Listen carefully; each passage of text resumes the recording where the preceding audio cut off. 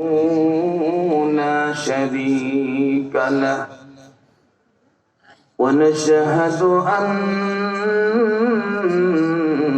سيدنا وسندنا وحبيب ربنا ومولانا محمدا عبده ورسوله أرسله بالحق بشيرا ونذيرا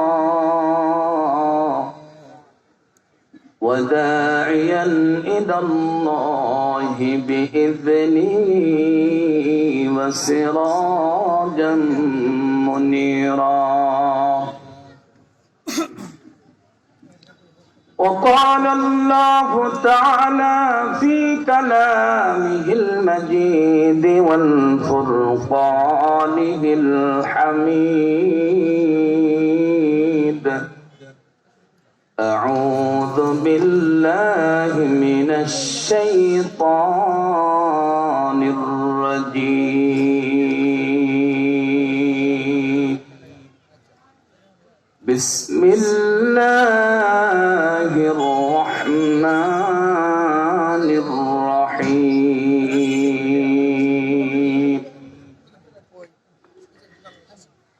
يوم ترى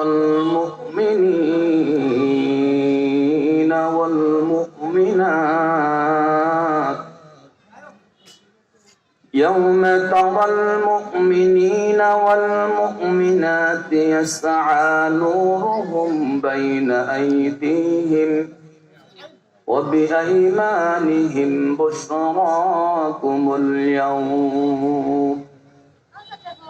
بشراكم اليوم جنات تجري من تحتها الأنهار خالدين فيها ذلك هو الفوز العظيم.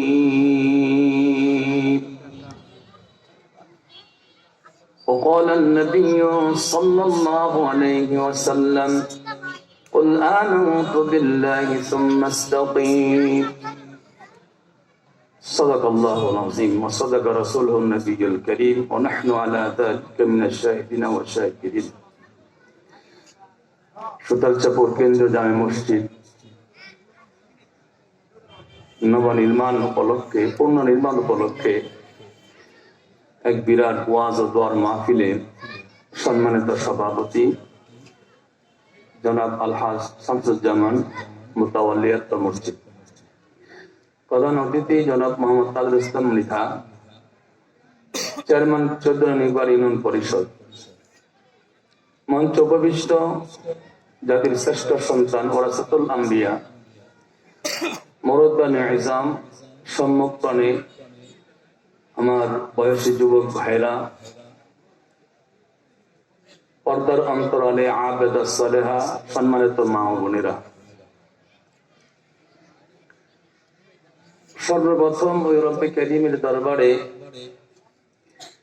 আমরা কালিমাতে শুকর আদায় করছি, যিনি আল্লাহ তাআলা আমাকে আপনাকে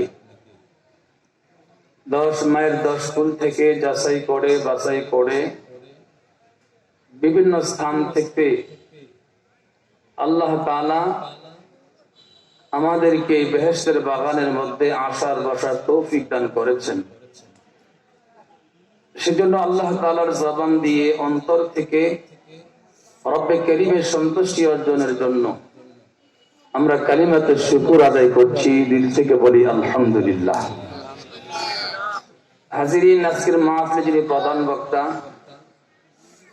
বিশিষ্ট ইসলামী চিন্তাবিদ হাফেজ মাওলানা মুফতি দেলার হোসেন তাহেরপুরি, আমার খুব কাছের মানুষ, যিনি আজকে আমার আপনার মাহফিলে যিনি দ্বিতীয় বক্তা, আমার স্নেহের ছোট ভাই হযরত মাওলানা নুরুল ইসলাম সাহেব, নুরুল আমিন ইমাম ও খতিব সাদাত জামে মসজিদ। আমার পূর্বে মাগরিবের পর থেকে অনেকেই জবান থেকে মূল্যবান নসিহত করেছেন। আল্লাহ তাআলা যেন আমাদের সকলকে এই নসিহতের উপর আমল করার তৌফিক দান করেন, আমরা বলি আমিন। প্রিয় হাজিরিন, ভূমিকা আর দেওয়ার কোনো প্রয়োজন নেই, সময় একেবারে সংক্ষিপ্ত। আল্লাহ তাআলা আমাদেরকে এই জায়গায় এনেছেন, এই জন্য আসতে পেরেছি। আমার মতো আপনার মতো বহু ভাই আমাদের সমাজে এলাকায় ছিল, দোকানপাটে এখনো যে পরিমাণ লোক আছে, সবাই যদি ভিতরে আসে আশা করি জায়গাটা পরিপূর্ণ হয়ে যাবে। সেজন্য যে সমস্ত ভাইরা আপনারা দোকানপাটে, চায়ের দোকানে হয়তো আড্ডা দিচ্ছেন, আপনাদেরকে অনুরোধ করছি ভাই, দোকানপাটে আড্ডা না দিয়ে আপনারা এই বেহেশতের বাগানের ভিতরে চলে আসুন। এই দোকানের আড্ডা কালকেও দেওয়া যাবে, কিন্তু আগামীকালকে মাহফিল থাকবে না। জি, আপনাদেরকে অনুরোধ করছি ভাই, আপনাদের হাতে ধরে বলছি, আপনারা দয়া করে ভিতরে চলে আসেন ইনশাল্লাহ। আর বিশেষ করে মহিলারা, আপনারা মা বোন যারা আছেন, আপনাদের জন্য ইনশাল্লাহ পশ্চিম পাশে পর্দার সহিত নসিহত গ্রহণ করা আমাদের সুব্যবস্থা কর্তৃপক্ষ করেছেন।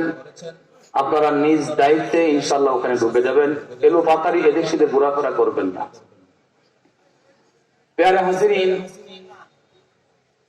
আল্লাহ পাক আমাদেরকে এই জায়গায় এনেছেন বেঁধে আসতে পেরেছি, ঠিক কিনা বলেন? যিনি আমার হায়াতের মালিক, আমার জীবনের মালিক, যিনি আমাকে সৃষ্টি করেছেন, আমার মতো আপনার মতো বহু ভাই সমাজের মধ্যে আছে। সবার ভাগ্যে ভালো কাজ করা সম্ভব হয় না। বর্তমান এমন এক জামানা, এই দেশের ভিতরে, টোটাল পৃথিবীর ভিতরে আপনি ইতিহাস তালাশ করেন, দেখবেন মানুষ এখন গুনাহকে গুনাই মনে করে না। এখন মানুষের হাতে হাতে গুনাহ হয়ে গেছে, ঘরে ঘরে গুনাহ, রাস্তাঘাটে গুনাহ, হাটে বাজারে সব জায়গায় এখন গুনার সয়লাব একেবারে তামাম দুনিয়াটা ভরে গেছে। আর মানুষ এখন গুনাহ করতে মজা পায়, নেক আমল মানুষ করতে এটা তার কষ্ট হয়। কারণ মানুষ তো এখন গুনাহকে গুনাহ না মনে করার কারণে এটা যে মারাত্মক বড় একটি কবিরা গুনাহ, যে গুনার জন্য পরকালে আল্লাহর সামনে জবাব দিতে হবে, মানুষের ভিতর থেকে এই ভয় ভীতি সব উঠে গেছে। সেজন্য ভাই, এই গুনাহ থেকে কিভাবে আমরা বাঁচতে পারি? কারণ গুনাহ থেকে বাঁচার একমাত্র রাস্তা, আল্লাহ তাআলা জমিনে মানুষকে দুইটা পথ দেখাইছেন। একটা হচ্ছে বেহেশতের রাস্তা, আরেকটা হচ্ছে জাহান্নামের রাস্তা। গুনাহগারদের সম্পৃক্ত থাকবে জাহান্নামের পথের দিকে, আর জান্নাতি যারা হবে তাদের সম্পর্ক থাকবে আমলের সাথে।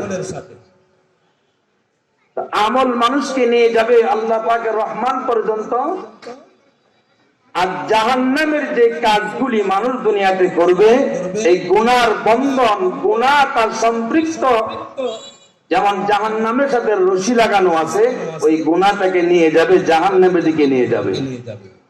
আর মানুষকে আকৃষ্ট করার জন্য রাত দিন 24 ঘন্টা মানুষের অন্তরের মধ্যে শয়তান নামক দুশমন ওয়াসওয়াসা দিয়া মানুষকে নেক আমল থেকে বঞ্চিত করে। সেজন্য ভাই, যে অল্প কয়েকদিন হায়াতে জিন্দেগি আল্লাহ পাক আমাদেরকে দিয়েছেন, যদি দুনিয়ার জীবনে যদি আমাদের গুনার সয়লাব বেশি হয়, পরকালীন জীবন আপনার আমার বড় ভয়াবহ। কি বলেন ভাই, ঠিক না? সেজন্য মানুষ কেন নেক আমল আজকে ভালো লাগে না? আল্লাহ পাক তার কালামে হাকিমের মধ্যে এর মেডিসিন প্রয়োগ করছেন। আল্লাহ বলেন, কাল্লা বাল রানা আলা কুলুবিহিম মা কানু ইয়াকসিবুন। মানুষ যখন লাগামহীন গুনার মধ্যে লিপ্ত হয়, তখন তার কলবের মধ্যে মরিচা ধরে যায়। নাউযুবিল্লাহ, এটা আল্লাহর কথা। সেজন্য আল্লাহ পাক রব্বুল আলামিন এই পৃথিবীর মানব মণ্ডলী যেন গুনাহ থেকে যেন বাঁচতে পারে, আল্লাহ যুগে যুগে এই পর্যন্ত আল্লাহর হাবিব রাহমাতাল লিল আলামিন পর্যন্ত 1,24,000 পয়গম্বর দুনিয়ার মধ্যে আল্লাহ প্রেরণ করেছেন। এই 1,24,000 পয়গম্বরের ভিতরে আল্লাহ তাআলা সর্বকালের সর্বশ্রেষ্ঠ মহামানব ইমামুল মুরসালিন সাইয়্যিদুল আম্বিয়া নবী আলাইহিস সালাতু ওয়াস সালামকে আল্লাহ তাআলা সর্বকালের সর্বশ্রেষ্ঠ এবং সবার শেষে নবুয়তের দিয়ে আল্লাহ তাকে জমিনে প্রেরণ করছেন। সুবহানাল্লাহি বিহামদিহি। সেই পথ হারা পথ বলা মানুষ যেন পথের দিশা পায়। নবী আলাইহিস সালাতু ওয়াস সালাম মানুষের পিছনে মেহনত করতে লাগলেন। ও দোস্ত, প্রত্যেকটা মানুষ যেন ঈমান আর আমলের সহিত আল্লাহ পর্যন্ত যেন পৌঁছতে পারে, একটা উম্মত যেন জাহান্নামের ইন্ধন না হওয়া লাগে। আল্লাহর নবী সাল্লাল্লাহু আলাইহি সাল্লাম রাত আর দিন 24 ঘন্টা ভিতরে শুধুমাত্র একটাই পেরেশানি, আরে আমার চোখের সামনে মানুষ লাত আর উজ্জা হুবুল মূর্তির ইবাদত করে, এই গুনার দ্বারা, শিরকের গুনার দ্বারা মানুষ জাহান্নামে যাবে।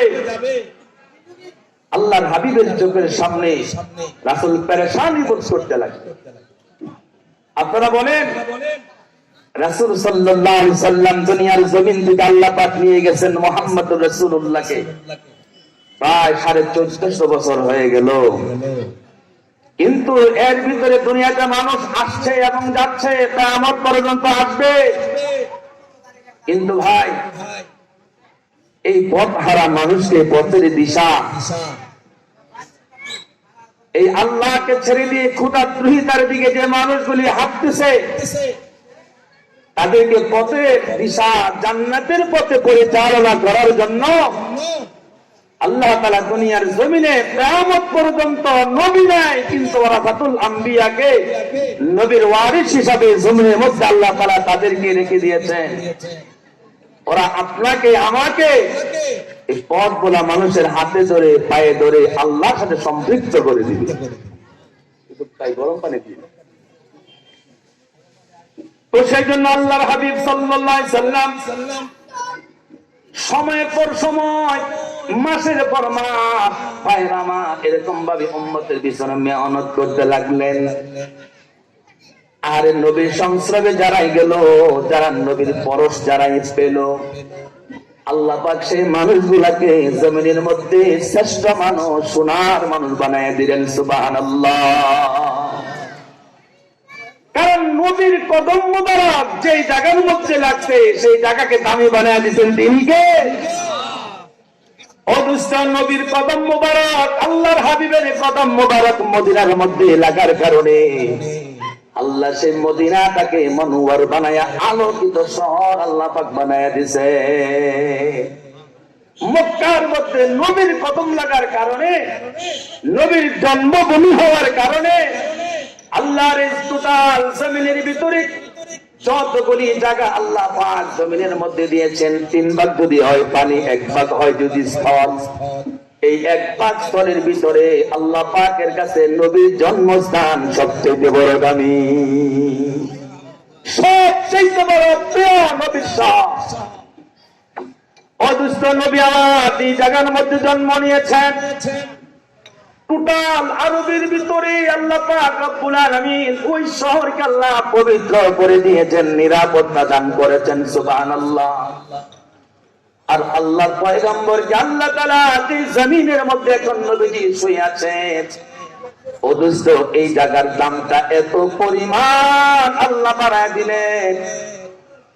আল্লাহ পাক রব্বুল আলামিন নবীর মর্যাদা বাড়াইতে বাড়াইতে, ও দোস্ত, হারামাইন শরীফানের চাইতেও আল্লাহর কাছে আমার নবী যে জায়গার মধ্যে তিনি শুয়ে আছেন, সেই জায়গার দাম আল্লাহর কাছে 1000 কোটি গুণ বেশি। আস্তে কোন সুবহানাল্লাহ, আস্তে কোন। আমার রাসূল যে জায়গার মধ্যে পিঠ দিয়ে শুয়ে আছে, টোটাল আসমানের নিচে, জমিনের উপরে, সেই স্থানের মর্যাদা আল্লাহর কাছে সবচাইতে বেশি। অদৃষ্ট আমার নবী সাল্লাল্লাহু আলাইহি সাল্লামের যদি সাহাবত পায়, যদি একজন কাফের যদি মুহূর্তের ভিতরে ঈমান গ্রহণ করার কারণে যদি আশারায়ে মুবাশশারা হতে পারে, জান্নাতের সার্টিফিকেট পেতে পারে। ও ভাই, আমরা নবীর উম্মত হওয়ার পরে, নবী যদিও নাই, কোরআন আমরা পাওয়ার পরে, হাদিস পাওয়ার পরে, আহলে হক উলামায়ে কেরামের সহবতে যদি আমরা চলি, কোরআন সুন্নাহর জীবন যদি আমরা গড়ি, আল্লাহর ওয়াদা হচ্ছে, বান্দা তোমরাও আমার জান্নাতের মেহমান হয়ে যাইবা। আল্লাহ বলেন, এই জন্য এটা আমার ওয়াদা বান্দাদের জন্য, যারা ঈমান গ্রহণ করবে আর আমলে সালেহ করবে। আল্লাহ বলেন, ওয়াদাল্লাহুল্লাযীনা আমানু ওয়া আমিলুস সালিহাতি লাহুম মাগফিরাতুন ওয়া আজরুন আযীম। সুবহানাল্লাহ।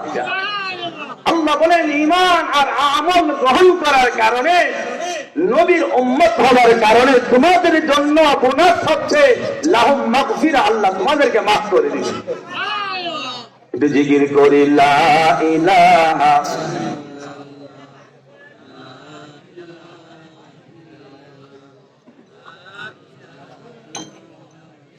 জোরে, লা ইলাহা জোরে, লা ইলাহা লা ইলাহা ইল্লাল্লাহু মুহাম্মাদুর রাসূলুল্লাহ।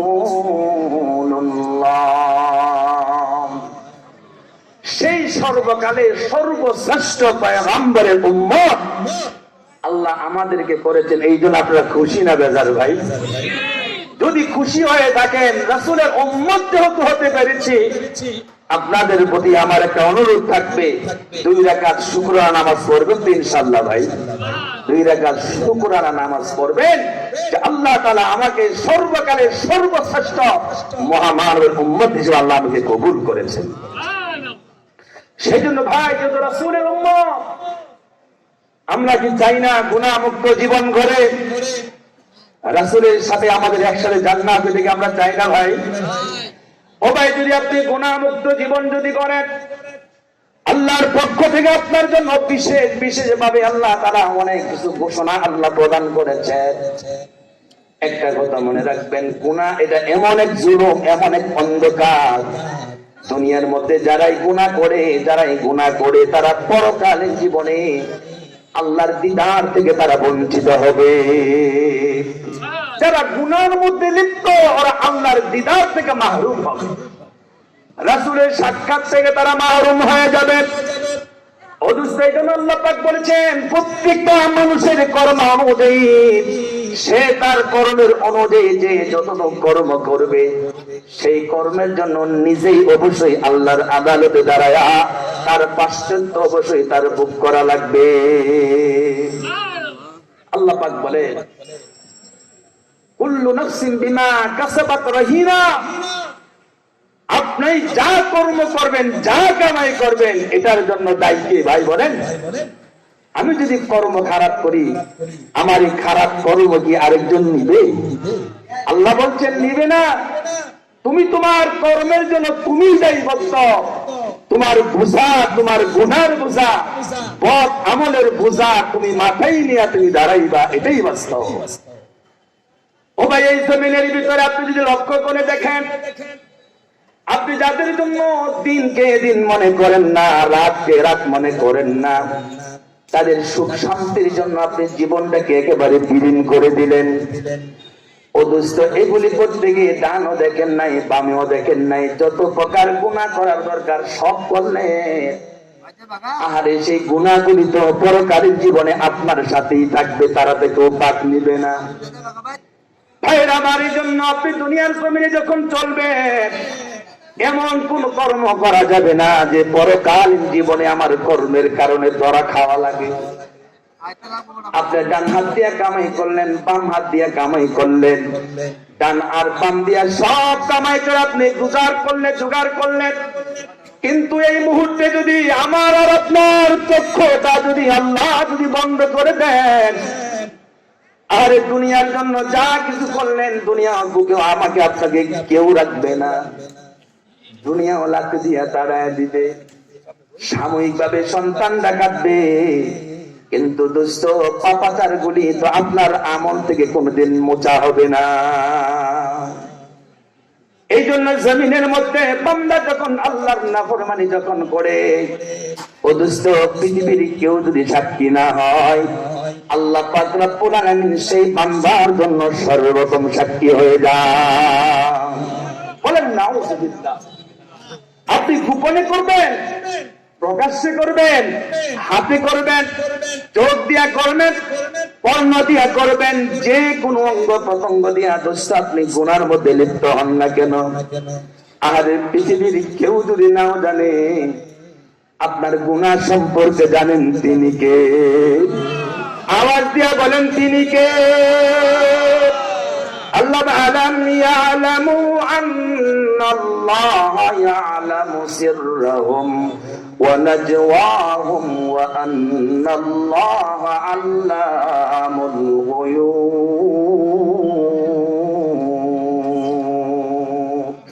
আল্লাহ বলেন, ও বান্দা বান্দিরা শোনো, তুমি কি কথা কি ভুলে গেছো? তোমার কি জানা নাই? তুমি গোপনীয় ভাবে যা গুনাহ করবা, প্রকাশ্য ভাবে যা গুনাহ তুমি করবা, তুমি ওপেন যা করলা, গোপনীয় যা কিছু করলা, ও বান্দা বান্দিরা, এটা পৃথিবীর কেউ জানলো না। বলো তো দেখি, একমাত্র জানেন তিনি কে? একমাত্র আল্লাহ পাক সব কিছু জানে। আল্লাহর কাছ থেকে ফাঁকি দেওয়ার কোন ক্ষমতা আল্লাহ কোন মাখলুককে দেয় নাই। আল্লাহ বলে, বান্দা তুমি যদি অদৃশ্য পানির তলে যদি চলে যাও, গহীন পানির নিচে গিয়া যদি গুনাহ করলা, আসমানের নিচে জমিনের উপরে যে কোন জায়গার মধ্যে গিয়া তুমি গুনাহ করবা রে বান্দা, মনে রাখবা তোমার গুনাহ সম্পর্কে তোমার রব অবশ্যই জানে। আল্লাহ পাক বলেন, তোমার গুনাহ সম্পর্কে পৃথিবীর কেউ না জানলেও আল্লাহ জানেন। নবী আলাইহিস সালাতু ওয়াস সালাম বলেন, এই গুনাহগারদের ব্যাপারে আল্লাহ তাআলা লিস্ট তৈরি করে রেখে দেন, নাম ধরে ধরে লিস্ট করা হয়, অমুকের পোলা অমুক অমুক জায়গায় বসে তিনি গুনাহ করেছে। সেজন্য ভাই আপনাদের পায়ে ধরে বলি, গুনাহমুক্ত জীবন করেন, গুনাহমুক্ত জীবন করেন। আপনি যদি গুনাহযুক্ত জীবন যদি করেন, আপনি করতে পারবেন, স্বাধীনতা দিয়েছেন আল্লাহ। কিন্তু আবার যদি নেক আমল করেন, সেই স্বাধীনতাও দিয়েছেন আল্লাহ। আপনি গুনার পরে গুনাহ করতে লাগলেন, আপনার কোনো বাধা নাই, বাধা নাই। কিন্তু এমন একদিন আসবে আপনার গুনাহ সম্পর্কে আল্লাহ তো অবশ্যই আপনাকে জিজ্ঞেস করবেন। কি বলেন? জিজ্ঞেস করবেন কি করবেন না বলেন তো শুনি? অবশ্যই জিজ্ঞেস করবেন। আল্লাহর আদালতে দাঁড়ায় আপনার কর্মের হিসাব দেওয়া লাগবে। ও ভাই, সেই দিন যদি ধরা খেয়ে যান, আপনার আমার পাশে কেউ থাকবে না। এই জন্য আপনাদেরকে অনুরোধ করে বলি, ভাইরা আমার, এমন জীবন করেন যে জীবন করলে পরকালীন জীবনে আপনি হাসতে হাসতে জান্নাতে চলে যাবেন।